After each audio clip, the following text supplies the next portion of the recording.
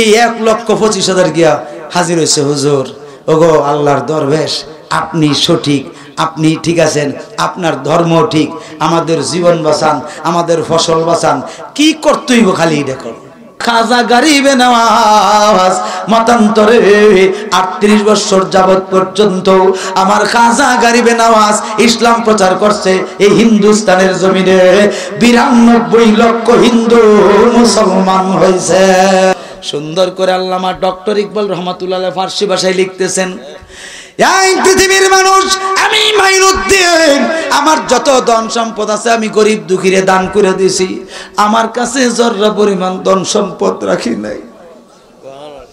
তিনি রাত্রিকালীন সময়ে এইগুলি দিয়া সুন্দর করে সানজিস্তানের খাজা উসমান হারুনির মাদ্রাসার গেটের সামনে এতিমের মতো দাঁড়ায় রয়েছে।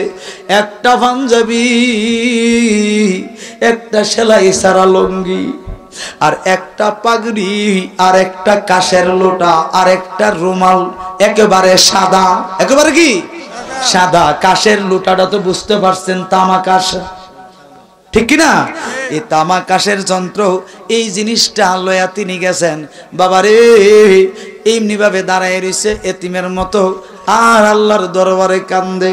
খাজা উসমান হারুনি রহমাতুল্লাহ আলাইহি তাহাজ্জুদের সময় তাহাজ্জুদ পড়ার জন্য যখন বের হয়েছে হুজরা শরীফ থেকে, তখন তাকায় দেখতেছে সোনার মানুষ দাঁড়ায় রয়েছে। তিনি সুন্দর করে আসছেন, আয়েশা বলতেছেন, বাবা আপনার নাম কি? বলতেছে, আমার নাম মোহাম্মদ মাইনুদ্দিন। পরিচয় গোপন রাখছে, আর কি বুঝেন নাই? সৈয়দ মাইনুদ্দিন কইলে তো আওলাদ রাসূল বুঝে লইব, ঠিক নি? তিনি সৈয়দরা গোপন রাখছেন, রাইখা শুধু মোহাম্মদ মাইনুদ্দিন বলছে। বল না সুবহানাল্লাহ। বলতেছে, বাবা তোমার এই অবস্থা কেন, কোথায় থেকে আসছো? বলতেছে, হুজুর আমার বাড়ি এই বহু দূরে, আমার কেউ নাই, আমার মাও নাই, বাবাও নাই, আমি জন্মের এতিম।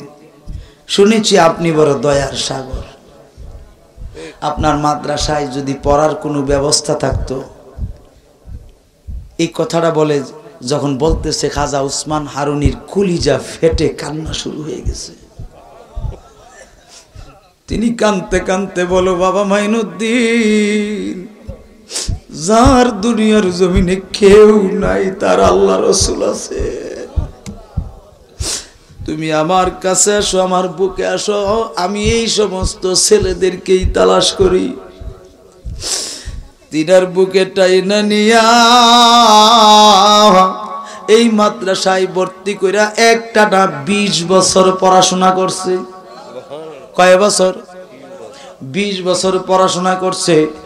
শরীয়ত, তরিকত, হাকিকত, মারেফত এমন কোন এলেম নাই যে তিনি জানতেন না।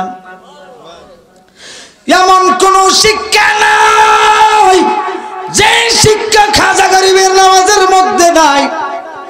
এমন কোন পাওয়ার নাই যে পাওয়ারটা গরিবে নওয়াজের কাছে নাই। খাজা উসমান হারুনি বলছে, বাবা মাইনুদ্দিন, তোমাকে নিয়ে মনটা চাইতেছে নবীজির দরবারে যাইতে। হুজুর আমি প্রস্তুত আছি। জোরে কর না সুবহানাল্লাহ। তোমার আর কি কাপড় নাই? হুজুর একটা কাপড়ই তো চলে, ইডির তো চলে, আমগো কটা কাপড়? যিনি অর্ধ পৃথিবীর বাদশা ছিলেন হযরত ওমর ফারুক আযম রাদিয়াল্লাহু আনহু, তিনি একটা পাঞ্জাবি ছিল। কয়টা? হায় হায় রে, আমরা তো মিয়া আলমারিটা খুললই কমসে কম 1-1.5 কম হইতো না, ঠিক নি? নাই যে এরপরও 8-10টা করে আছে একজনের। কিন্তু হযরত ওমর ফারুকের মাত্র একটা পাঞ্জাবি। কয়টা? একটা গেঞ্জি, একটা পাঞ্জাবি, একটা রুমাল। বলেন না সুবহানাল্লাহ। একটা সেলাই সারা লুঙ্গি। যিনি অর্ধ পৃথিবীর বাদশা, যার কোনো কিছুর অভাব নাই। ভাইরা আমার খুব মনোযোগ। বলতেছে, হুজুর আমি রেডি। বলে চলো। নবীজির দরবারে গেলেন। সেখানে গিয়ে 2 রাকাত নামাজ পড়লেন। কয় রাকাত? 2 রাকাত নামাজ পড়া মুরাকাবা মুশাহাদা করলেন। মুরাকাবা মুশাহাদা করার সঙ্গে সঙ্গে আমার নবীজির সঙ্গে দিদার হইয়া যায়। তোমায় কেমনে পাবো বলো না, রাসূলুল্লাহ তোমায় কেমনে পাবো বলো না ইয়া রাসূলুল্লাহ দেখিতে কত দিন বাকি দেখিতে কত দিন বাকি বলো না ইয়া রাসূলুল্লাহ বলো না ইয়া রাসূলুল্লাহ ঠিক নেই বাবা শর্ট এই সামান্য সামান্য করে একটু গাই আর কি যাতে আপনার মনে একটু আনন্দ উল্লাস হয় নবীজির সঙ্গে দিদার হয়ে গেল আমার নবী ডাক দিয়ে বলছে উসমান হারুনি তুমি কারে সঙ্গে নিয়ে আইছো তুমি চিনোনি হুজুর আমি কেমনে চিনবো নাম জিজ্ঞেস করছি পরে বলছে মুহাম্মদ মাইনুদ্দিন আমার নবী বললেন তারে তুমি কত বছর পড়াইছো হুজুর 20 বছর পড়াইছি বলতেছে উসমান হারুনি তার নাম শুধু মাইনুদ্দিন না মোহাম্মদ মাইনুদ্দিন না শুধু তার নাম হলো সৈয়দ মাইনুদ্দিন এই মাইনুদ্দিন আমি নবীর আওলাদ যেই মাত্রই কথাটা বলল খাজা উসমান হারুনি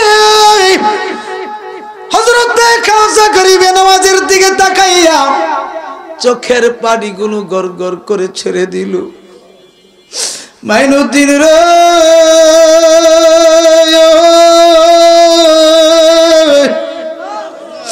ও মাইনুদ্দিন কি করলা রে বাবা কোটি কোটি গুণ পাওয়ারফুল আমার মাইনুদ্দিন হয়েছে যেহেতু সে আমাকে দেখছে দেখার সঙ্গে সঙ্গে এখন সব হয়ে গেছে হুজুর আমিও তো দেখছি তুমি দেখা আর আমার আওলাদ দেখা বেশ কম আছে চিনি বেশ কম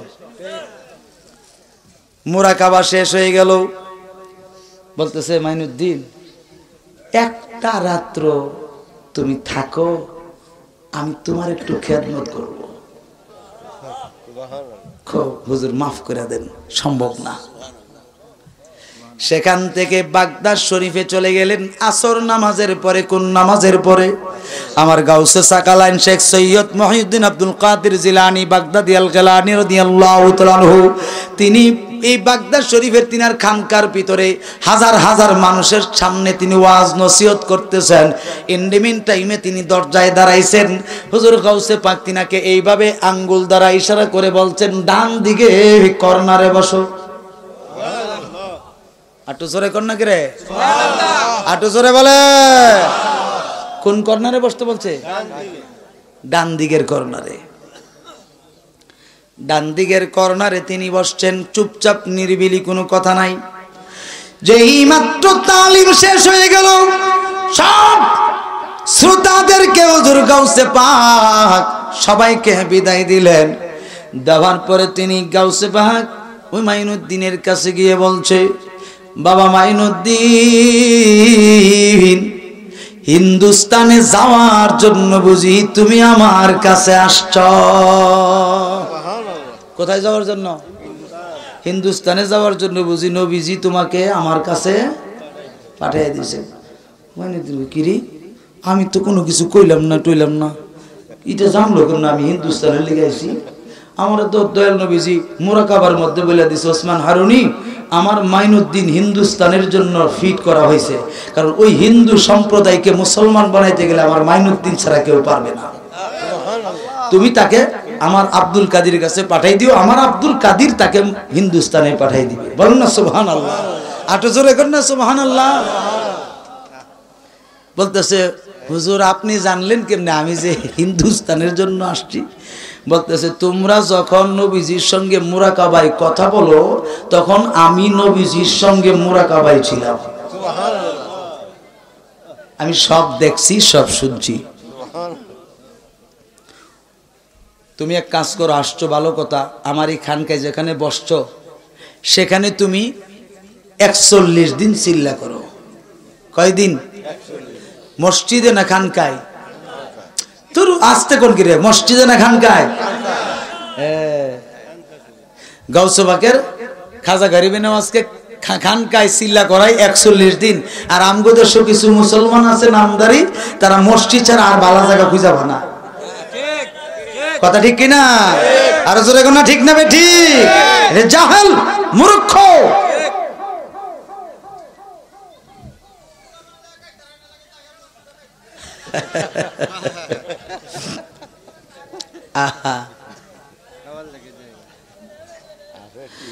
বাবারা আমার খুব মনোযোগ।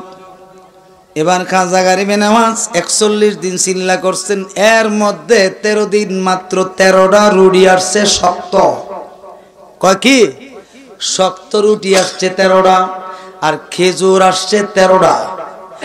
খেজুরগুলোর কিছু অংশ খাইছে, কিছু অংশ রাইখা দিছে। রুটি তো খাইতে পারে না, শক্ত রুটি ব্যাগের ভিতরে। আর আমগো তো রুটি তরতাজা খাই হতো, কত দমক যে খুদা ওয়েটারে শুনো লাগে, এই ঠান্ডা কি লিগা, এই নরম করুন গরম করুন, ঠিক নেই? কিন্তু শক্ত রুটি খাওয়াইতে দিছে 13টা রুটি 13 দিনে।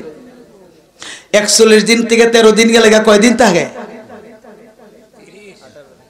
28 দিন। কয়দিন? এই 28 দিন ছিল রোজা। আপনি পারবেন? আরে এরা হোটেল বানায় মসজিদও খা, রাক্ষস হয়ে গেছে গাতে জিন্দগি।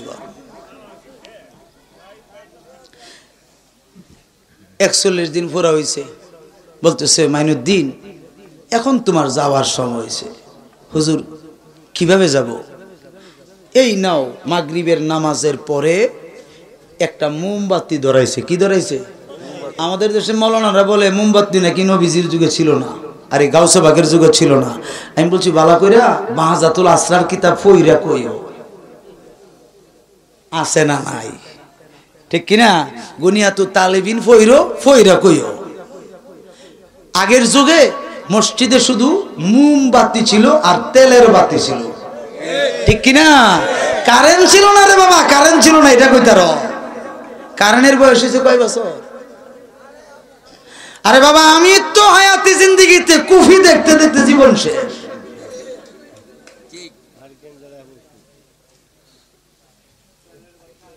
বাবার আমার হুজুর মোমবাতি দেখি করতাম, এই মোমবাতিটা দিয়া যে দিকে লাইট দিবে ওই দিকে তুমি হাঁটবা। হুজুর মাগরিবের নামাজের পরে মোম লই হাঁটতাম। হ্যাঁ মোমটা লই তুমি হাঁটবা। তো হাঁটলে হুজুরের মাঝখানে বাতাসে নিবা যাবো না? কই এটা সাধারণ মানুষের দেওয়া মোম না, এটা আব্দুল কাদের জিলানীর দেওয়া মোম। পারলে কইও বাতাসে নিবে লিত। হ্যাঁ আউলিয়ারাত হাসতে কুদরাত আজিলাত, আউলিয়ারাত হাসতে কুদরাত আজিলাত, तीरे जुस्तन बाजीगर दंदाजरात, घर के खाखत घूबे आओ, घर के खाखत घूबे रो, दारो गिरो हाजबोदर बाजिरी दार गाहिनी। जोरे कौन सुभान अल्लाह। আল্লাহর ওলিদের এমন পাওয়ার আছে রে, চলন্ত তীর কেউ ছেড়ে দিলে এই তীরটা কেউ ফিরাইতে পারে না, কিন্তু আল্লাহর ওলিরা এই তীর ফিরাইয়া দিতে পারে। পারেনি? আরো জোরে কোন না পারেনি? কেরে সিদ্দিকী হুজুর ফিরাইছে না? জীবনে বহু তীর ফিরাইছে। বাবারা আমার সুন্দর করে বলতেছে, বাবা যাও, তোমার জন্য হিন্দুস্তানে 2 জন লোক পাঠাই রাখছি আজ থেকে 27 দিন আগে। কয়দিন আগে? 27 দিন আগে। তারা জঙ্গলে বসবাস করে, কারণ হিন্দুদের সাথে মিশতে পারে না, তো হাতিয়ার ছাড়া কি যুদ্ধ করা যায়?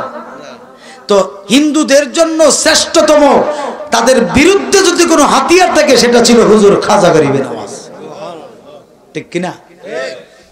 তিনি সাদা পোশাক, সাদা পাগড়ি, একেবারে টোটালি সাদা লইয়া তিনি যখন হাঁটতেছেন, বলতেছে বাবা যেখানে মোমটা শেষ হবে সেখানেই তোমার হিন্দুস্তানে উপস্থিত হবে। সেখানে তিনি জঙ্গলার মাঝখানে তিনি অবস্থান করলেন। আচ্ছা জিজ্ঞাসা করি, জঙ্গলে কি মানুষ থাকে না পশু পাখি থাকে? হিংস্র না ভালো? হিংস্র বেশি, ঠিক কিনা? যেই মাত্র তিনি গেলেন, ওই 2 জন খাদেম যে পাঠাইছে 27 দিন আগে, তারা আয়েশা হাজির। হুজুর কি করতে হবে? আপনার খেদমতে হাজির, গাউসে পাকের নির্দেশে। খাই কাশের লোটা নিয়ে যাও, ওই যে আয়না সাগর আছে, এটাতে পানি নিয়ে আসো, আমি অজু করব। অজু বানালেন। অজু বানানোর পরে তাহাজ্জুদ পড়লেন। তাহাজ্জুদ পড়া তিনি কোরআন শরীফ তিলাওয়াত আরম্ভ করলেন। বিসমিল্লাহির রহমানির রহিম। আল্লাহু আকবার। আর-রহমানু আল্লামাল কুরআন। আল্লাহু আকবার। খালাকাল ইনসানা আল্লামাহুল বায়ান।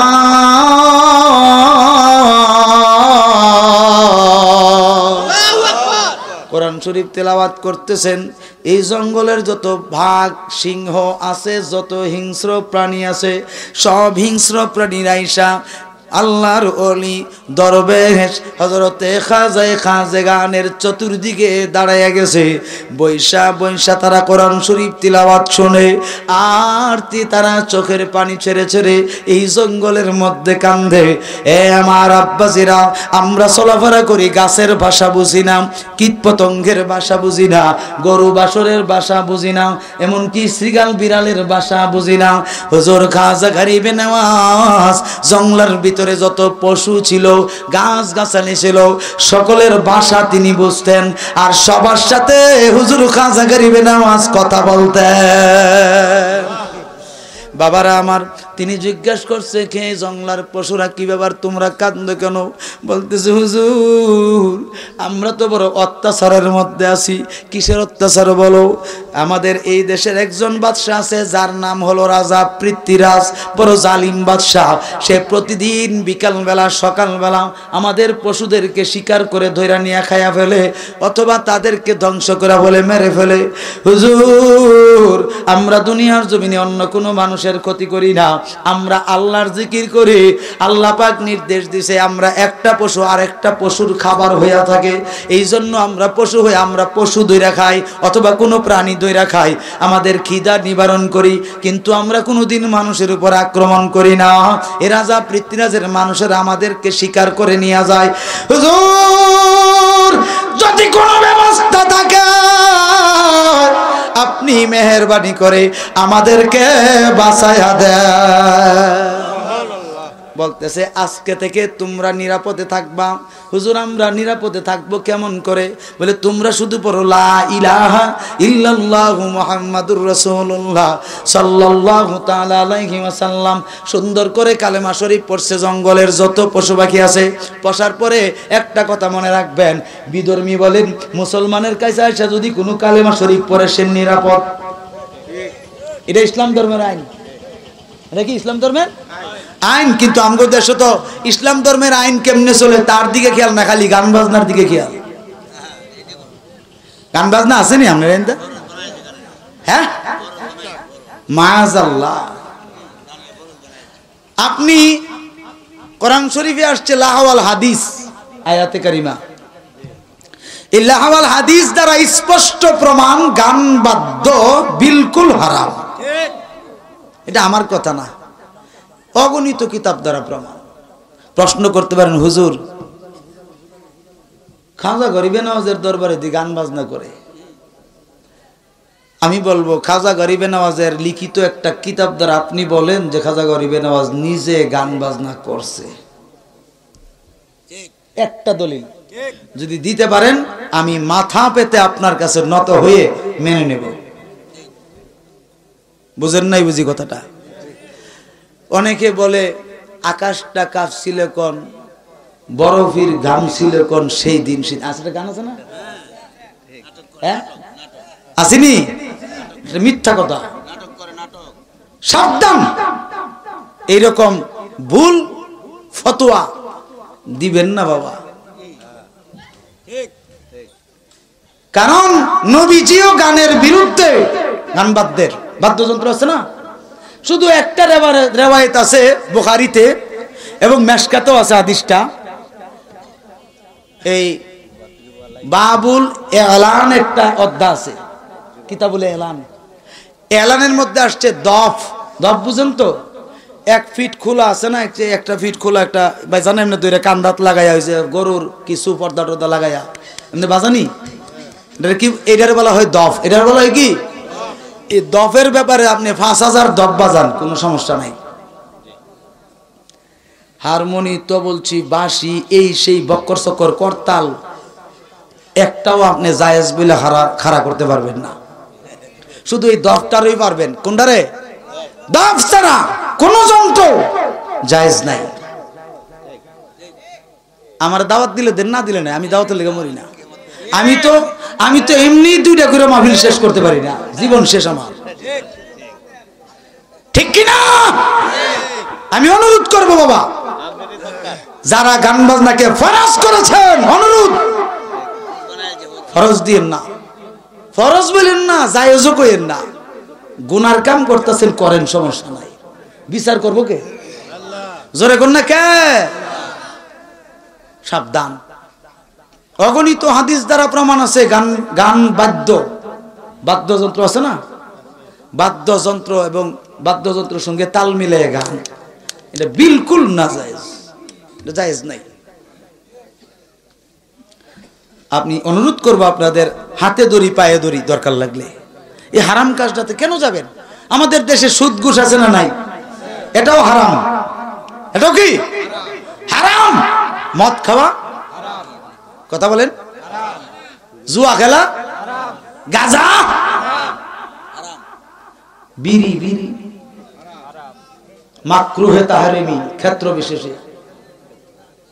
আপনি এখন নামাজ পড়বেন, 10 মিনিট আগে ইচ্ছা মতো টানছেন, এটা মাকরুহে তাহরিমি, ফতোয়ার কিতাবে আসছে। এছাড়া আপনি ঘন্টা 2 ঘন্টা আগে, যদিও আপনার এটা যেহেতু নেশা, একটু খাওয়ানোর, সুফিয়ানে কেরামগণ সেটার ফতোয়া দিছে মাকরুহে তানজিহি, কিন্তু মাকরু থেকে খালি না, আর কি বুঝেননি? এটা দোষী। এটা না খাইতে পারলে অনেক ভালো, ইবাদত কবুল হবে এবং সুফি সাধক হতে পারবে। বাবারা আমার, হুজুর খাজা গরিবে নওয়াজ যখন বসছে, শিকারীর দল আইছে বিকালবেলা শিকার করতে। আহারে শিকার পায় না, শিকার করব কেমনে? সারাটা জঙ্গল ঘুরতেছে, কোনো জায়গায় নাই। হঠাৎ করে তাকায় দেখে একজন মানুষ সাদা রঙের পোশাক পরা দরবেশ বসে আছে মাঝখানে, চতুর্দিকে শুধু পশু পাখি। আহারে কোরআন তেলাওয়াত করতেছে। যখন তীরটা মারছে, একটা নয়, 2টা নয়, 3টা তীর মারছে। কয়টা? 3টা তীর মারছে শিকারী এবং শিকারের মাঝামাঝি। এভাবে হাওয়ার উপরে তীরগুলো ঝুলন্ত আছে। আল্লাহু আকবার, ইয়া রাসূলুল্লাহ, ইয়া গাউসুল আজম দস্তগীর জিন্দাবাদ। তীরে কি একবারে থাই মারিছে আর কি, হাওয়ার উপরে। হাওয়া বুঝলেন তো, বাতাসের মধ্যে তারে রয়েছে। একটা কিরে তীর জি যায় না, আরেকটা মারসাই দি। খাজা গরিবে নওয়াজ কয়, আর একটা তীরও মারবা না। তারা সবাই আল্লাহর জিকির করতেছে। কার জিকির করে? তীর মারবা না। তুমি কে তীরে বাধা দেওয়ানের? এটা আমাদের দেশ, রাজা পৃথ্বীরাজের জঙ্গল। সেটা রাজা পৃথ্বীরাজের জঙ্গল না, দেশও রাজার না, দেশ হলো আমার আল্লাহর। জোরে কর না সুবহানাল্লাহ। সে দখল করে খাইতেছে জোর করে। তাকে গিয়ে বলো, মদিনা থেকে একজন দরবেশ, আল্লাহর দরবেশ আসছে এই জায়গায়, তাকে দাওয়াত দিলাম, ইমিডিয়েটলি অনতিবিলম্বে আমার কাছে আইসা কালেমা পড়ে মুসলমান হতে। সুবহানাল্লাহ জোরে বলবেন না?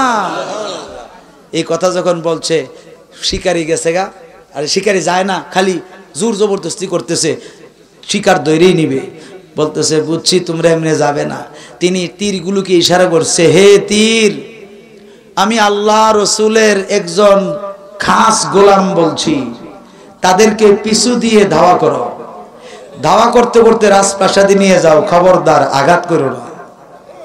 তীর যখন ফিরা তাদের দিকে রওনা দিছে, কেমন কারামত দেখেন। যখন রওনা দিছে, এই যে দৌড় শুরু করছে গাধার পৃষ্ঠে হইয়া, দৌড়াইতে রাজপ্রাসাদ দিকে বলছে, হে রাম রাম রাম, হে রাম রাম রাম। এই কিসে? শিকারি কই? শিকার মারায়ও না, পিছন দিয়ে আইতাছে। বাস তীর গিয়া পড়ছে। কিসে? আর ধরন যেত না। মদিনার থেকে এক দরবেশ আইছে, আল্লাহর দরবেশ নাকি কালেমার দাওয়াত দিতেছে, লা ইলাহা ইল্লাল্লাহু মুহাম্মাদুর রাসূলুল্লাহ সাল্লাল্লাহু আলাইহি ওয়াসাল্লাম। আবার তোমারও দাওয়াত করছে বাদশা, তোমার জিন্দেগি শেষ, তাড়াতাড়ি করে তুমি ভাগো। কে কে আইছে? কই দরবেশ। আরে কি এর দরবেশ? এটা আমার দেশ। কই তোমার দেশ? গণনা করে দেখো, গণকান চাই না, কই গণ্য দেখছে কেডা আইছে? কই যেই লাইছে আত্মসমর্পণ করে মুসলমান হয়ে যান গা। তখন কো না হইতো না, এই 22,000 সৈন্য যাও। আরে 12,000 সৈন্য যাও। কয় হাজার? জোরে কর না কে রে? দরবেশ কয়জন? একজন। সাথে খাদেম কয়জন? মোট কয়জন? 3 জন। 3 জনের দৈরানোর লেগে 10,000 সৈন্য পাঠাইছে। কয়টা? আরে 12,000। কয় হাজার? 12,000 সৈন্য পাঠাইছে। এই খাদেমরা কইতে, হুজুর যে নমুনা আইতাছে মনে আজকা জঙ্গলটা বুঝতে লই যাব। চিন্তা করো না, আমাদের সাথে আল্লাহ রসুল আছেন, আমার গাউসে পাকও আছে। চিন্তা করো না। তিনির সামনে ছিল সেগুন কাঠের খরম। কিসের কাঠের? সেগুন কাঠের খরম।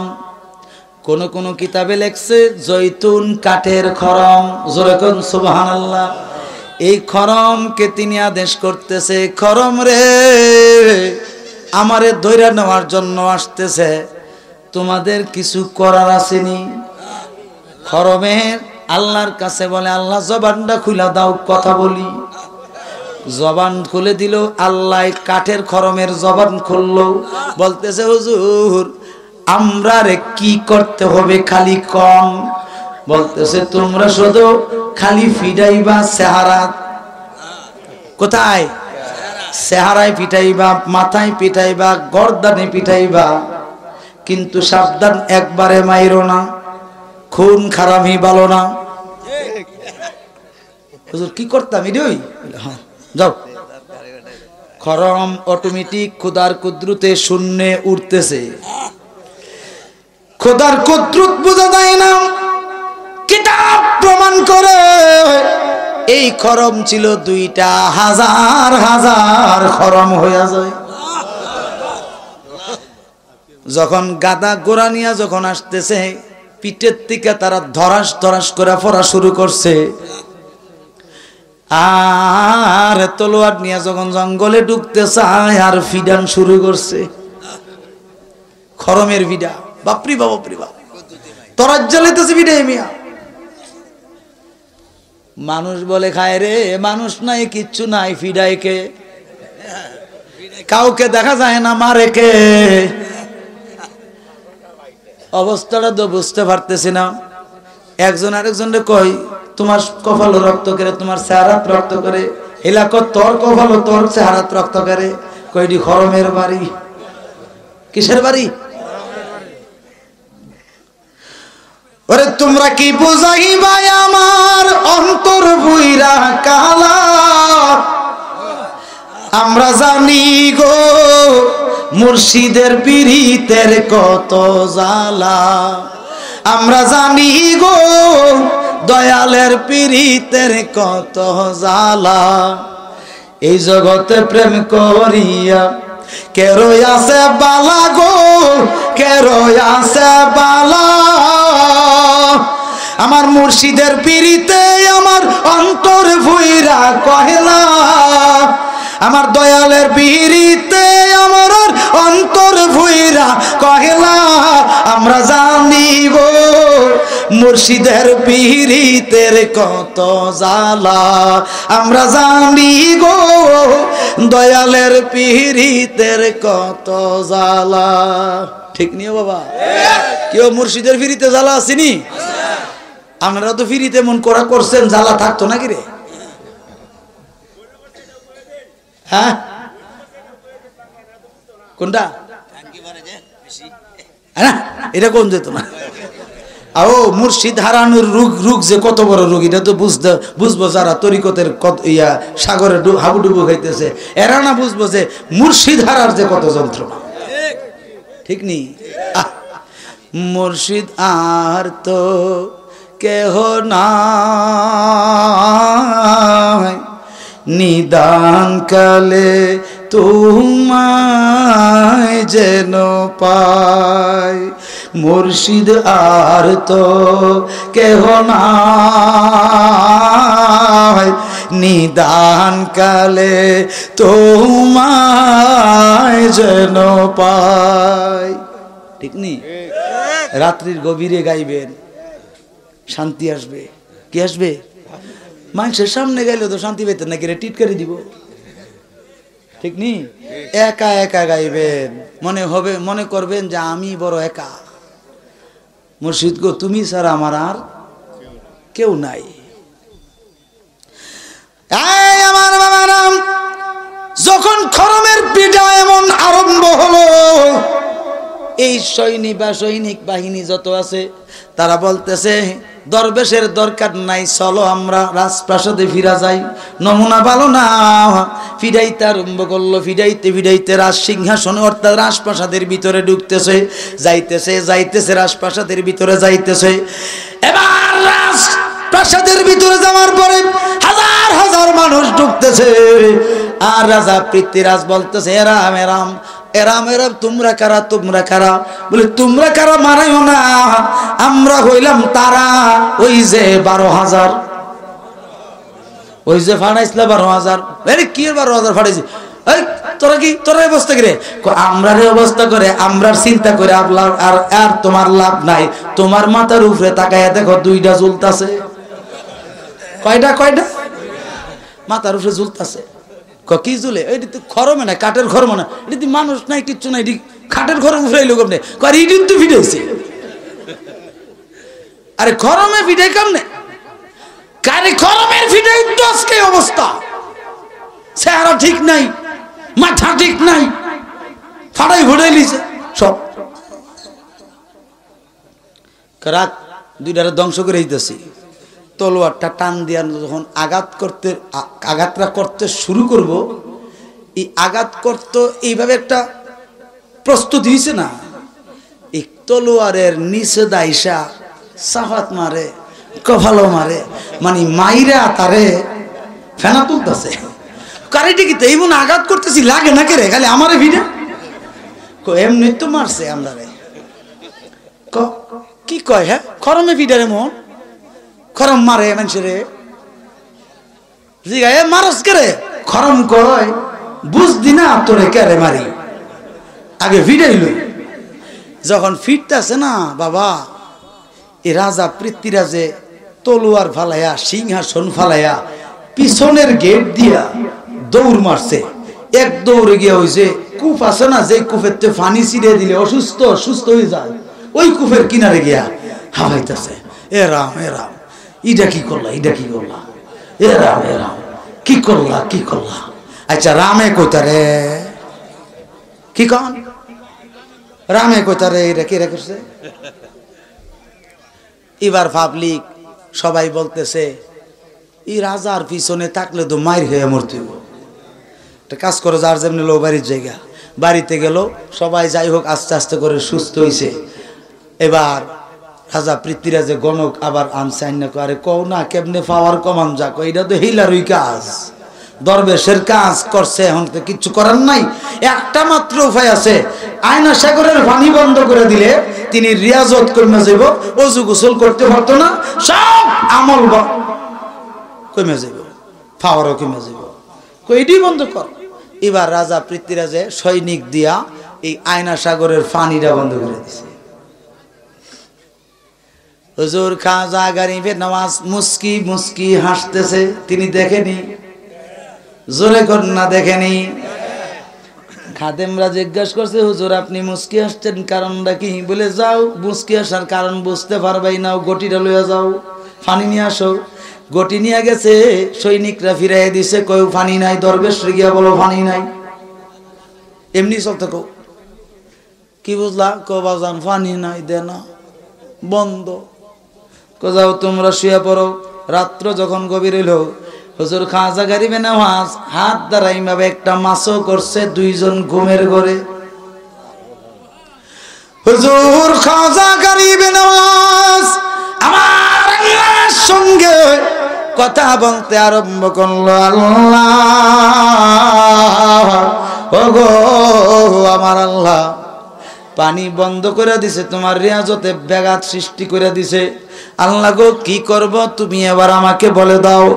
আমার আল্লাহ ডাক দিয়ে বলে, মাইনুদ্দিন, ও মাইনুদ্দিন, তোমার যা ইচ্ছা তুমি তাই করো, আমি তোমার পক্ষে। এবার খাজা গরিবে নওয়াজ কাশের লোটাটা লইয়া নদীর কিনারে গেলেন, গিয়ে বলতেছেন, হে আয়না সাগরের পানি রে, তোমারে বাধা দিছে নিতে, আমি চাই তুমি সম্পূর্ণ পানি এই লুডার ভিতরে ঢুকো।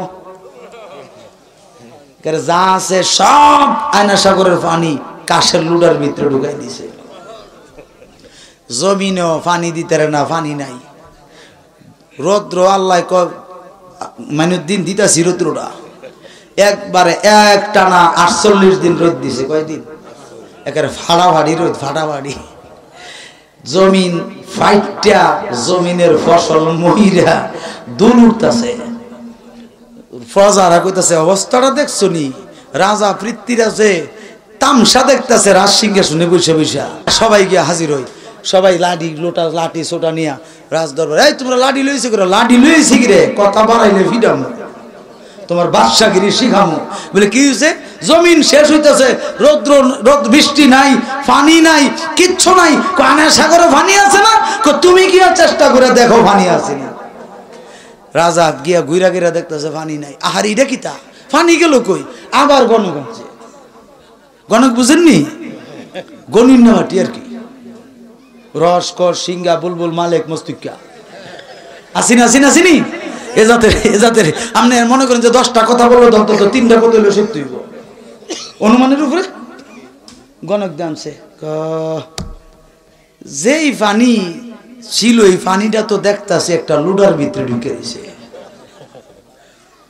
রাজা মশাই বাড়াবাড়ি করে লাভ নাই, দরবেশ বড় করা, আত্মসমর্পণ করে মুসলমান হয়ে যাবে। গণক রে দিছে দমক দাতে, তারাই আর চোদ্দ গণক গেছে গা। এবার জনগণ যারা আছে যখন গণকের কথা শুনতো না, আমরাও আর তারে মানলাম না। তোর রাজাগিরি হলে তুই তা, আমরা একসাথে 1,25,000 হিন্দু একসাথে বাড়িতে মিটিং করছে। মিটিং করে এই একজনের লাগি আমরা মরতাম কি লাগি? তিনি যদি সঠিক না হয় ফানি লুডার ভিতরে ঢুকলো কেমনে? তিনি যদি সঠিক না হয় বৃষ্টি বন্ধ করলো কেমনে? হ্যাঁ, এইটানের মূর্তির কোনো দাম নাই, ফালা উষ্টাই। এটা মূর্তিরে শুরু করছে উষ্টাই মূর্তি ভাঙ্গিয়া চোর মার করে দিয়া এই 1,25,000 গিয়া হাজির হয়েছে। হুজুর, ওগো আল্লাহর দরবেশ, আপনি সঠিক, আপনি ঠিক আছেন, আপনার ধর্ম ঠিক, আমাদের জীবন বাঁচান, আমাদের ফসল বাঁচান, কি করতে হইব খালি দেখো। খাজা গরিবে নওয়াজ বলে, তোমরা কিচ্ছু করম লাগতো না, শুধু একটা কালেমা পড়ো। কি পড়ো? কথা বলো না, কি পড়ো? না আঙ্গুর ফলের দাওয়াত দিছে, কমলার দাওয়াত দিছে, রসমলাই, মিষ্টি, জিলাপি, বিরিয়ানির দাওয়াত দিছে খাজা গরিবে নওয়াজে। খাজা গরিবে নওয়াজের দাওয়াতটা কি? শুধু একটা কালেমা পড়ো। হুজুর কালেমা কেমনে পড়ে? তোমরা পড়ো লা ইলাহা ইল্লাল্লাহু মুহাম্মাদুর রাসূলুল্লাহ সাল্লাল্লাহু তাআলা আলাইহি ওয়াসাল্লাম। যেই মাত্র কালেমাটা পড়ছে 1,25,000 হিন্দু একসাথে মুসলমান হইছে। হওয়ার পরে বলছে, বাবা তোমরা কি আমার কথা মানবা না রাজার কথা মানবা? বলতেছে, ধর্মটা যুদ্ধ আমরা নাই, আপনার কথা ছাড়া আর কাউরে মানি না, একমাত্র আপনি যারে বলবেন তারে মানব। আমার খাজা গরিবে নওয়াজ বলছেন, আমরা শুধু এক আল্লাহরে মানি, এক রাসূলুল্লাহরে মানি। আর আমি মাইনুদ্দিন তোমাদেরকে রাস্তা দেখাইয়া দেব, তোমরা এমন ভাবে চলবা, এইভাবে চলাফেরা করবা, আমার পিছনে দাঁড়াইয়া দাঁড়াইয়া তোমরা একটা করে নামাজ পড়ো, অর্থাৎ আমি যেভাবে রিয়াজত করি তোমরা এইভাবে রিয়াজত করো। একটা নাম 26, 27, 28 বছর মতান্তরে 48 বছর যাবত পর্যন্ত আমার খাজা গরিবে নওয়াজ মতান্তরে 38 বছর যাবত পর্যন্ত আমার খাজা গরিবে নওয়াজ ইসলাম প্রচার করছে এই হিন্দুস্তানের জমিনে। 92 লক্ষ হিন্দু মুসলমান হয়েছে। কত লক্ষ হিন্দু? জোরে কোন না, কত লক্ষ? কোটি কোটি দরুদ ও সালাম সে নবীজির নূরানি কদম মোবারকে, যিনিকে আল্লাহ পাক নিজে দাওয়াত দিয়ে আল্লাহর বাড়িতে নিয়ে সামনাসামনি বসিয়ে 90,000 কালাম শেষ করে নবীজির সঙ্গে আল্লাহ নিজে মেরাজ করেছেন। কথা ঠিক কিনা? আমাদের দেশে তো বহু আলেম বের হয়ে গেছে, নবীজি নাকি বাইতুল মুকাদ্দাস থেকে ঘুরে চলে আসছে, মানে আল্লাহরে দেখে নাই। অথচ হাদিস শরীফে নবীজি ফরমান 1500 বছর আগে, রাআইতু রাব্বি ফি আহসানি সূরাতিহি, হে আমার সাহাবীরা, আমি আমার রবকে, আমি আমার স্রষ্টাকে, আমি আমার প্রতিপালককে আমি উত্তম সূরতে দেখেছি। একটু জোরে বলেন না সুবহানাল্লাহ। আচ্ছা আপনারা বলেন তো দেখি, নবীজির এই হাদিসকে তারা জয়ী প্রমাণ করতে চায়, অথচ এই হাদিস বুখারীতে আছে, এই হাদিস সিয়াসিত্তার কিতাবে, বিভিন্ন কিতাবে আছে। এটা শুধু তাই নয়, বিভিন্ন হাদিসের একটা কিতাব লিখেছেন আমার আলা হযরত, যেই কিতাবটাতে প্রায় 700-র উপরে হাদিস আছে। এই কিতাবটার নাম হচ্ছে জামিউল আহাদিস, বলেন না সুবহানাল্লাহ। এই কিতাবটাতে ওই হাদিসটা তুলে ধরছে। নবীজি নিজে বলছেন, হে আমার উম্মত, আমি আমার আল্লাহকে আমার এই চর্ম চক্ষু মোবারক দ্বারা উত্তম সূরতে দেখেছি। তাহলে আমাদের আকীদা কি আল্লাহকে নবী দেখছেন? দেখছেননি? তো আমগো দেশের মোল্লারা দেখছেনি? হ্যাঁ, এটি চোখকা না মা গুমা খাইছে আমার চেয়ে করা গো। আমি ফতোয়া তেমনি দেই না, ফতোয়া দেওয়া বন্ধ করে দিছি আজ থেকে 8 বছর আগের থেকে। এরপরও মাঝে মাঝে যখন আমার সোলা উঠে যায় তখন ফতোয়া না, শুধু এর উপরেটাও চলে। যারা আমার নবীর মেরাজকে অস্বীকার করবে সে নিঃসন্দেহে কাফের। হাত উঠায় বলেন, হাত উঠায় বলেন, আরো জোরে বলেন, ঠিক কিনা? সাবধান, এই সমস্ত সালাফি মৌলবী থেকে হেফাজত থাকতে হবে। নবীজি 1000 বছর আগে বলছেন, ইয়াকুম ওয়া ইয়াহুম, তাদের কাছ থেকে তোমরা দূরে থাকো এবং তাদেরকে তোমাদের কাছ থেকে দূরে রাখো। রাসূলুল্লাহ বলছেন, আমি না। বাবারা, তারা বলে নবীজি আমরার মতো মাটির মানুষ। আপনাদের এদিক থেকে এই ভাইরাস আছে? আমি বলবো, আলেম ভাইয়েরা, তুমি যে বলো তোমরার মতো আর আমরার মতো মাটির মানুষ, নবীজিকে কোন মানুষ দেখতে পারে নাই, নবীজিকে কোন ফেরেশতাও দেখতে পারে নাই। এইখানে দলিল দেব ইনশাআল্লাহ। আমি জগৎ বিখ্যাত কিতাবের নাম তাফসিরে ইবনে আব্বাস রাদিয়াল্লাহু তাআলা আনহুমা, এর উপরে আর কোনো তাফসির নাই। যেই তাফসিরের বয়স হইল আজ থেকে 1450 বছর আগে, আমার নবীর নির্দেশ মোতাবেক যেই তাফসির খানা লিখেছেন হযরতে আব্দুল্লাহ ইবনে আব্বাস রাদিয়াল্লাহু তাআলা আনহুমা, এই তাফসির থেকে তাফসিরে রুহুল মানিতে আনছেন আল্লামা ইসমাইল হাক্কি ওয়াল হানাফি, আজ থেকে 850 বছর আগে। এরপরে এই তাফসির থেকে আনছেন তাফসিরে রুহুল মানিতে রুহুল বয়ান শরীফ লিখছেন আল্লামা ইসমাইল হাক্কি, আর রুহুল মানি লিখছেন আল্লামা আহমদ আলুসি রহমাতুল্লাহ আলাইহি। জোরে কোন সুবহানাল্লাহ। শুধু তাই নয়, তাফসির জগতের সর্বোচ্চ চাইতে কঠিন কিতাব হইল তাফসিরে কাশফ শরীফ, আল্লামা জামাখশরী রাহমাতুল্লাহি আলাইহির লেখা কিতাব। আরেকটা কিতাব হইল তাফসিরে বাইজাবি শরীফ। আরে এমনি ভাবে একটা নয় দুইটা নয়, একটানা 27 থেকে 28টা তাফসিরের কিতাব দ্বারা প্রমাণ আছে রে বাবা। জিবরাইল নবীজিরে দেখতে পারে নাই, কোন মানুষও নবীজিরে দেখতে পারে নাই। একটার হাদিস বর্ণনা করছেন, এই হাদিস কানা বুখারী তো আছে, মুসলিম শরীফও আছে, মেশকাতের মধ্যে আছে।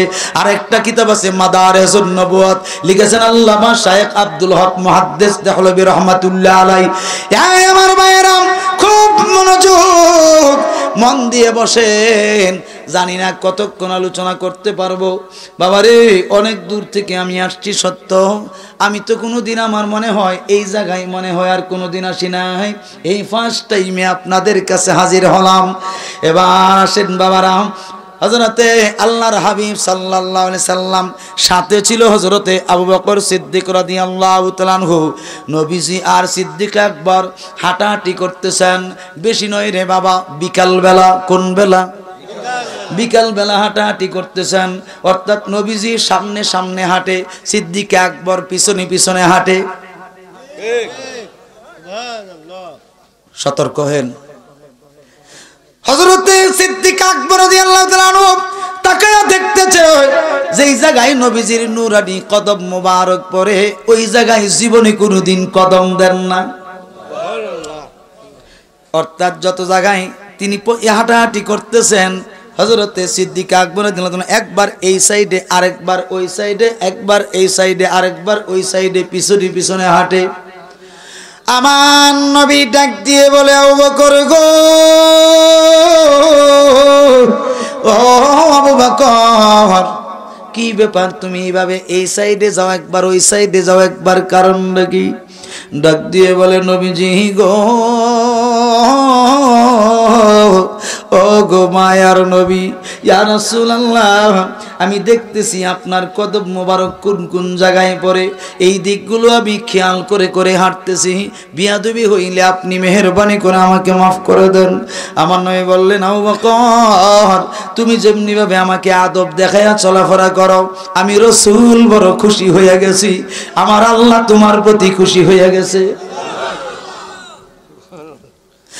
এই আমার ভাইয়েরা, এন্ডিমিন টাইমে আবু জাহিল্লা নবীজির সামনে পড়ছে।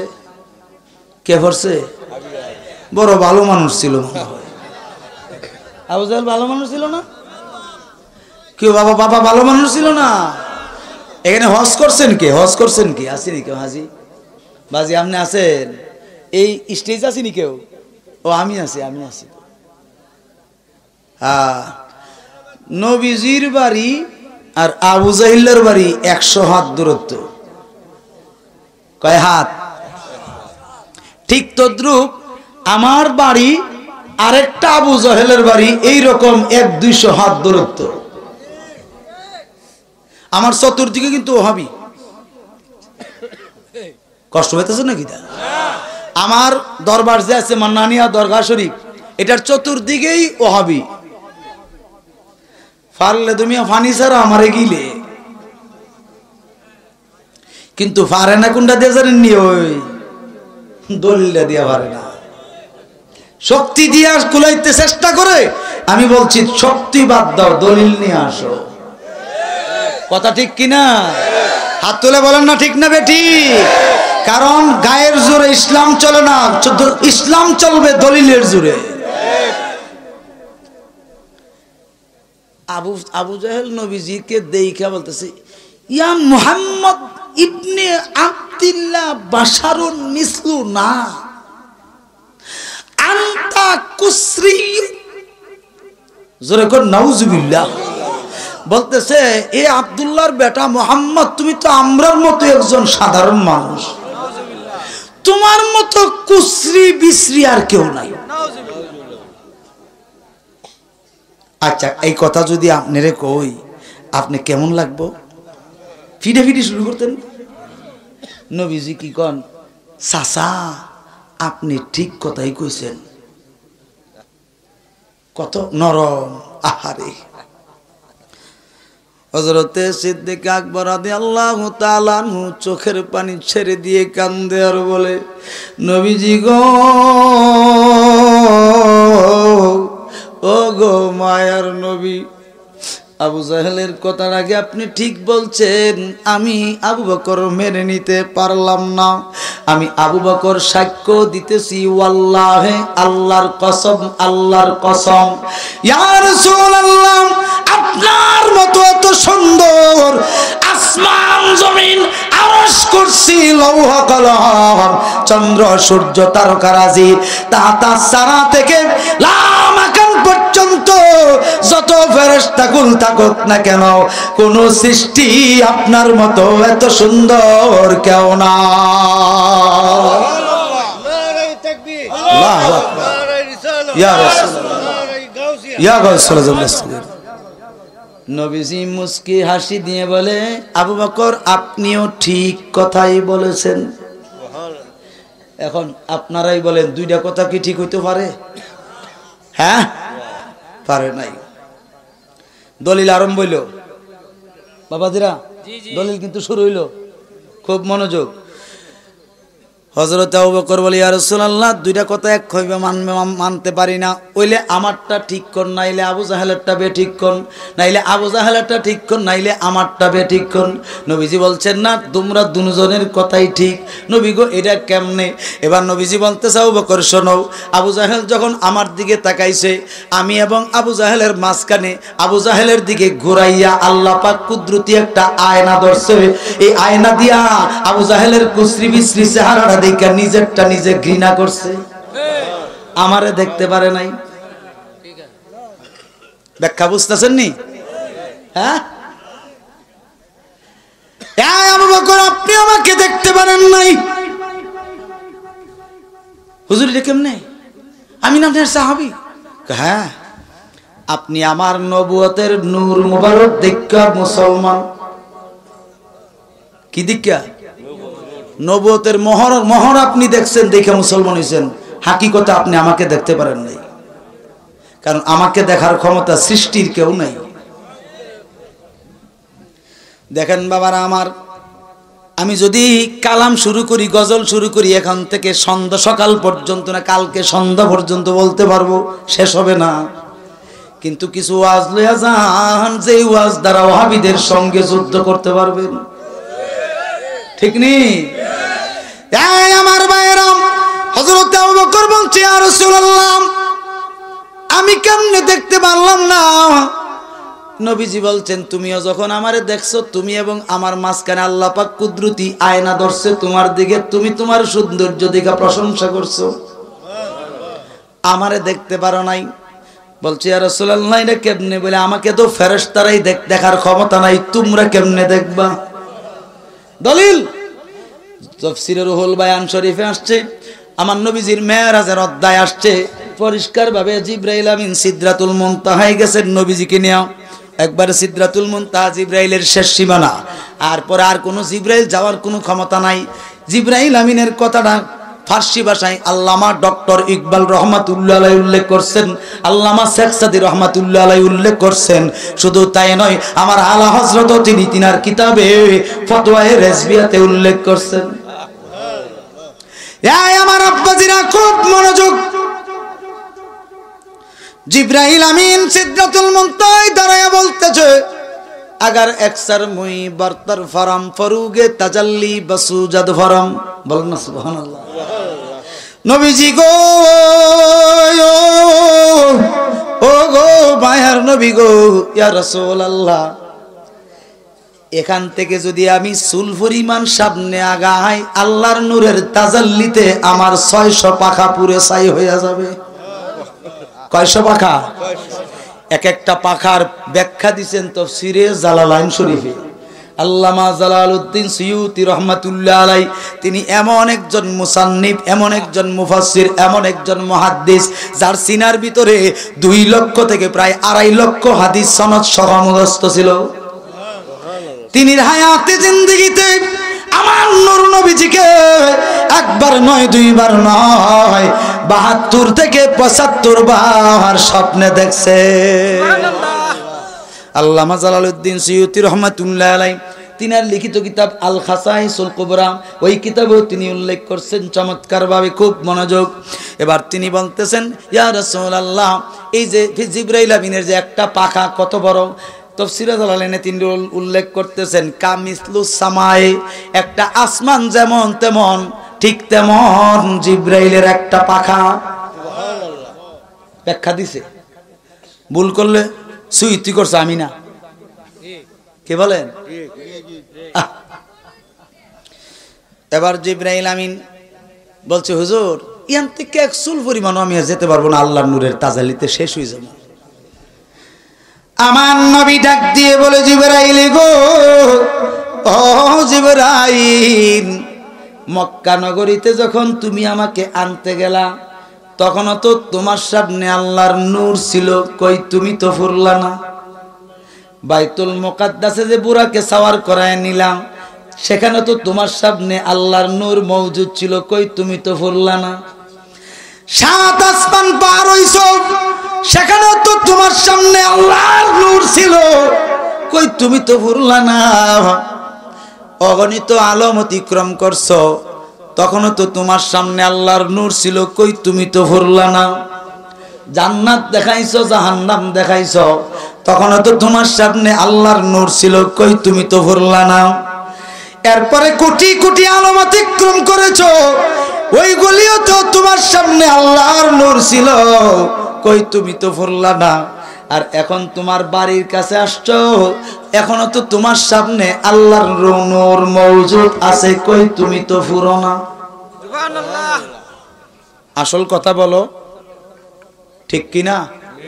এটা কি তার কথা বলেন?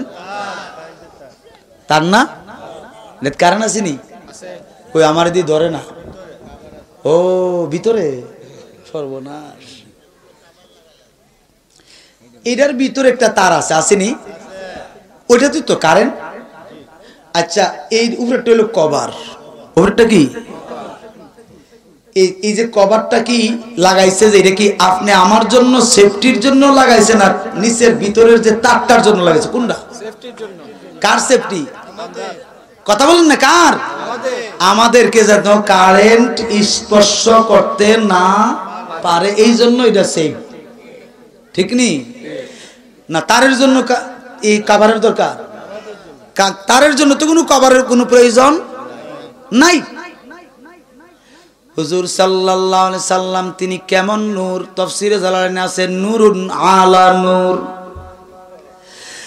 হযরতে জিবরাইল আমিন বলতেছে, বসুরে মুহাম্মদ ফরুগে খুদা তাজাল্লি চু আমদ মুহাম্মদ কুজা। জিবরাইল আমিন বলে, ইয়া রাসূলুল্লাহ, মক্কা নগরী থেকে বুরাকে আরোহণ করিয়া বাইতুল মুকাদ্দাস হইয়া সাত আসমান পার হইয়া অগণিত আলম অতিক্রম করিয়া এমনকি জান্নাত জাহান্নাম দেখিয়া আরো কোটি কোটি আলম অতিক্রম করিয়া সিদরাতুল মুনতাহায় আসলেন মানবের কবর পরিধান করিয়া। এখন যখন সেই কবর ফেলবেন খুলিয়া, আপনার যে নূর, আল্লাহর নূর, ওই নূরের তাজাল্লিতে আমি জিবরাইল পুরা ছাই হইয়া যাব। আপনাকে দেখার মতো শক্তি আল্লাহ ছাড়া আর কারো না। তিনি মুহাম্মাদুর সাল্লাল্লাহু আলাইহি সাল্লাম, ঠিক কিনা? জোরে কোনা ঠিক না বেঠি? এই জন্য বলছি, নবীজি বলেন, ওয়াল্লাযী বা'সানি লাম ইয়ালাম বিল হাক্কি হাকীকাতান গায়রা রাব্বি। আমি আমার রবের কসম করে বলি, আল্লাহর নবী বলছেন, আমি আমার রবের কসম করে বলছি, আমি নবী কি, আমি নবীকে, আমার হাকিকত আমার আল্লাহ ছাড়া আর কেউ জানে না, ঠিক কিনা? এই জন্য আমার সাথে সকলে মহাব্বতে পড়েন, মহাব্বত নিয়ে, প্রেম ভালোবাসা নিয়ে পড়েন। কষ্ট হতো না তো একটু নাচ বললে? কোনো সমস্যা নেই তো?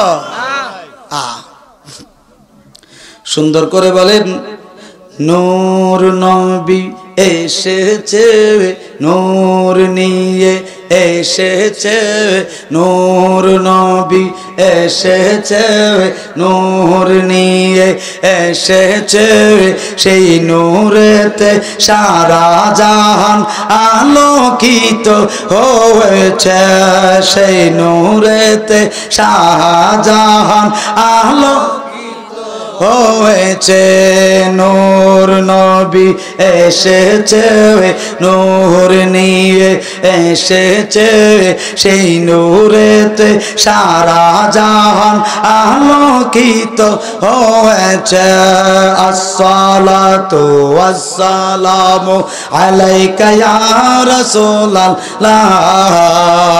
আসসালাতু ওয়াসসালামু আলাইকা ইয়া হাবিবাল্লাহ একটা জবান বন্ধ রাখবেন না চিৎকার দিয়ে বলেন আল্লাহু আকবার আল্লাহু আকবার মুহাব্বতে বলেন ইয়া রাসূলুল্লাহ আওয়াজ করে বলেন ইয়া ওয়ালি আল্লাহ আল্লাহুম্মা সাল্লি আলা খাবারের পানি আছে পানি দেন তো ওয়া আলা আলি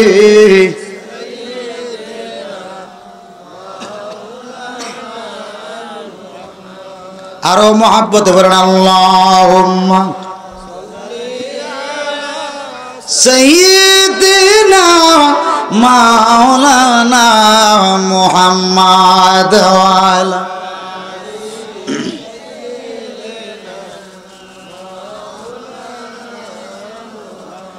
বাবা হুজুর সাল্লাল্লাহু আলাইহি ওয়াসাল্লামের শান আসেনি জোরে বলেন আসেনি এই মাসটার নামই হলো রজব মাস কি মাস রজব মাস এই রজব মাসের 6 তারিখ একটা চলে গেছে যে তারিখে খাজাগান খাজাগারি বেনামাজ পর্দা করছেন ঠিক কি না তিনি চিশতিয়া তরিকার শ্রেষ্ঠ সম্রাট ওলি তিনি যখন হিন্দুস্তানে অবস্থান করেছিলেন একসাথে 1.5 লক্ষ হিন্দু তিনাকে দেখার পরে মুসলমান হয়ে গেছে কত লক্ষ কিন্তু তিনির বাড়ি ছিল সানজিস্তানে যে সানজিস্তান ছিল মদিনা শরীফে কোন জায়গায় মদিনা শরীফ থেকে অনেক দূরে ছিল সানজিস্তান বাবারে তিনার আব্বাজানের নাম ছিল সৈয়দ গিয়াসউদ্দিন রহমাতুল্লাহ আলাই তিনি চমৎকার ভাবে তিনার আব্বার ধনী ঘরের সন্তান ছিলেন তিনার আব্বাজানের সম্পদের কিন্তু অভাব ছিল না 5টা আঙ্গুরের বাগান ছিল কয়টা 5টা আঙ্গুর বাগান অর্থাৎ আঙ্গুর ফল কি আঙ্গুর ফল আছে না আঙ্গুর ফল আমগুদের সামনে আঙ্গুর কত কইরা 350 400 টাকা না 220 মাশাআল্লাহ আপনারা তো জানেনই সব 5টা ছিল আঙ্গুরের বাগান খাজা গরিবে নওয়াজের বাবা খাজা গরিবে নওয়াজের আলোচনা থেকে আমি যাব একজন মহিলা ওলির আলোচনা করব সময় দিবেননি নতুন যখন আসছে আবার কোন সময় আল্লাহ আনে না না আনে তা তো কইতেরি না আসলে চিন্তা ভাবনা করেন কমসে কম 10টা বাজে মাইকটা ধরতে আর কি 10টা ছাড়া ওয়াজ করে শান্তি পাওয়া যায় না কারণ রাত্রে 10টা ও রাত্রে 10টা দিন হইলে তো আরো ভালো কারণ তাইরি সাহেব মুজাহিদি দিনের বেলা দোয়াজ করে অভ্যাস আছে কিন্তু আমি করি না কিরে শাস্তে তো গুলাইতে হবে হ্যাঁ দৈনিক 2টা মাহফিল করলে আপনি বলেন তো দেখি এটা তো জান ঠিক নি খুব মনোযোগ বাবারা আমার হযরতে খাজাগান খাজা গরিবে নওয়াজ তখন তিনার বয়স ছিল মাত্র 7.5 বছর কত বছর তিনার আব্বাজান অসুস্থ হয়ে গেল রে অসুস্থ হওয়ার পরে এবার তিনি তিনার আম্মাজানের কাছে গিয়ে বলতেছেন বিবি রে আমি একটা কাজ করতেছি এখন তুমি শোনো আমার সন্তানটা তো ছোট আমার আমার মাইনুদ্দিন খুব ছোট 7.5 বছর বয়স আমি একটা কাজ করি এই দেশের ভিতরে সানজিস্তান এলাকায় অনেক গরিব দুঃখী আছে আমার তো 5টা আঙ্গুরের বাগান আছে, একটা আঙ্গুরের বাগান তোমাকে দিয়া যায়, আর 4টা আঙ্গুরের বাগান বিক্রয় কইরা এই সামজিস্তানের সমস্ত গরিব মিসকিনকে দান করে যাব। আর আমরা তো আলি পকেট ভরি, বাড়ি ঘর করে সিঁড়ি লিতেছি। হুজুর হযরতে সৈয়দ গিয়াসউদ্দিন রহমাতুল্লাহ আলাইহি তিনি এন্তেকালের আগে 4টা আঙ্গুরের বাগান বিক্রয় করে দিছে। 4টা আঙ্গুরের বাগান ছিল মাত্র বেশি না রে বাবা, 80,000 দিরহাম করে। কত হাজার দিরহাম করে এক একটা বাগান? 80,000 দিরহাম করে। তাহলে 4টা বাগানের দাম কত হয়? সবগুলো টাকা পয়সা গরিব মিসকিনকে দান করে দিয়েছেন। যারা দান করছেন তারা সবাই ধনী হয়ে গেছে। এরপরও গরিব আছে না নাই? এবার তিনার আব্বা যান ইন্তেকাল করলো, সৈয়দ গিয়াসউদ্দিন যখন ইন্তেকাল করলো, হযরতে খাজা গরিবে নওয়াজের বয়স তখন মাত্র 13 বছর। কত বছর? 13 বছর বয়স। এবার তিনার আম্মা জান ডাক দিয়ে বলে, বাবা মাইনুদ্দিন, তোমার আব্বা তো চলে গেছে আমাকে একা ফেলে, তুমি কোনো চিন্তা ভাবনা করো না, আমি মা দুঃখিনী এখনো তোমার সঙ্গে আছি। এইভাবে হযরতে খাজেগানকে আস্তে আস্তে করে লালন পালন করতেছে। খোদার কুদরত বোঝা যায় না রে। 1 বছরের ভিতরে মা দুঃখিনী অসুস্থ হয়ে গেছে। চিন্তা ভাবনা করছে, আমি মনে হয় আর বাঁচব না। আমার সন্তান কলিজার টুকরা মাইনুদ্দিনকে আমি কোথায় রেখে যাব? এবার মাইনুদ্দিনকে ডাইকা আনছে, বাবা মাইনুদ্দিন শোনো, আমি তোমার কাছে আঙ্গুরের বাগানটা রাখলাম। তোমার আব্বা কিন্তু সম্পদ রাখে নাই, রাখতেছে কিন্তু এলেম। কি রাখতেছে? এলেম রাখতেছে। তোমার আব্বা একটা মাদ্রাসা করছে, সেই মাদ্রাসাতে একজন শিক্ষক আছে, খাজা উসমান হারুনি রহমাতুল্লাহ আলাইহি। বলেন না সুবহানাল্লাহ। এই বাবা মাইনুদ্দিন শুনে নাও, ওই উসমান হারুনির কাছে তুমি চইলা যাইবা, আর এই আঙ্গুরের বাগানটা তুমি কি করবা না না করবা তোমার ইচ্ছা। আমি তোমাকে বলবো না যে তুমি বিক্রয় করো আর না করো। বলতেছে, আম্মা জান আপনি কথা বলতেছেন কেন? মা দুঃখিনী ডাক দিয়ে বলে, বাবা মাইনুদ্দিন, ও বাবা মাইনুদ্দিন, আমি দেখতেছি এই সামজিস্তানে দুর্ভিক্ষ দেখা দিতেছে, মানুষের অভাব অনটন দেখা দিতেছে, খাইতে পারবে না মানুষ, না খায়া দুনিয়ার জমিনে মারা যাবে, এমন একটা দুর্ভিক্ষ আসতেছে। আমি কিন্তু তোমারে এলান করে যাচ্ছি, এই দুর্ভিক্ষ যদি আসে মানুষ কষ্ট করবে, তোমার সামনে কিন্তু মানুষ কষ্ট করতে পারবে না। তুমি এই আঙ্গুরের বাগান দিয়া তুমি যা ইচ্ছা তুমি তাই করবা। এই তোমার সম্পদের মধ্যে যদি কোনো কিছুই না থাকে, তাইলে তুমি সবকিছু শেষ করে দিয়ে একেবারে ওই উসমান হারুনির কাছে চইলা যাইবা। এবার কিছুদিন পরে তিনার আম্মা জান ইন্তেকাল করছে। ঠিক তেমনি ভাবে তিনার আম্মা জান যেমন ওসিয়ত করছে, ওই ওসিয়ত মোতাবেক দুর্ভিক্ষ আসছে। দুর্ভিক্ষের মধ্যে এমন কষ্ট হচ্ছে। এই দেশের এই সামজিস্তানের বাদশা ছিল বড় জালিম, ধন সম্পদ এবং যত মালপত্র আছে সবগুলো তার গুডাউনের মধ্যে স্টক করছে, মানুষ যেন দামে কিনা নেয়। আমি তো আসিনি মন জালিম জমায়ের হে কতলা জমায়ের কে দামে বিক্রি করতো সা আসিনি কেউ বাবার আসেনিও আও না আপনার হেন্দ নাই আমাকে কসবা দিয়ে আছে কসবা দিয়ে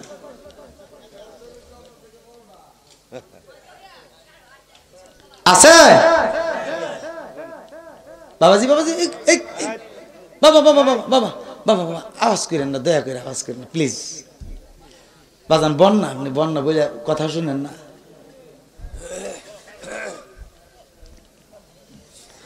বাবারা আমার, দুর্ভিক্ষের মধ্যে মালগুলো যখন স্টক করে দিছে, মানুষ তো কিন্না খাইতে পারে না, দাম 10 টাকার জিনিস 10 দিরহামের জিনিস হয়ে গেছে 40-50 দিরহাম। মানুষ গরিব, একেবারে অসহায়। এবার তাদের অবস্থা দেখার পরে খাজা গরিবে নওয়াজের তিনার অনেক মায়া লেগে গেছে। তিনি এই সুন্দর করে আঙ্গুরের বাগানটা বাদশার কাছে বিক্রয় করছে 82,000 দিরহাম। কত হাজার? 82,000 দিরহাম দিয়া তিনি পরনে ছিল 60 কাটা পাঞ্জাবি। কি কাটা? সাইড কাটা পাঞ্জাবি সামনে দিয়ে ভেবে ধরা যায় কিনা? ধরা যায় না। দইরাই ৮২,০০০ দিরহাম এই জামার আস্তিনের মধ্যে নিলেন। বলুন না সুবহানাল্লাহ। নিয়ে যাওয়ার সময় বাদশা বলতেছে, মেনুদ্দিন তোমার বাপে কিন্তু সবগুলো বিক্রি করে টাকা পয়সা কিন্তু গরিব দুঃখীরে বাইটটা গেছে, আজকে কিন্তু তুমি বাটলে তোমার খবর আছে। বলতেছে আমার সম্পদ আমি কি করব না না করব এটা তো আমার ব্যাপার, এখানে তো আপনার কোনো বিষয় নেই। আপনি আঙ্গুরের বাগান চাইছেন, আমি লিখে দিয়ে দিছি। এখন এই সম্পদ বিগড়ি হুয়ে কামো সম্বলতে দেখা হ্যায়। বলুন না সুবহানাল্লাহ।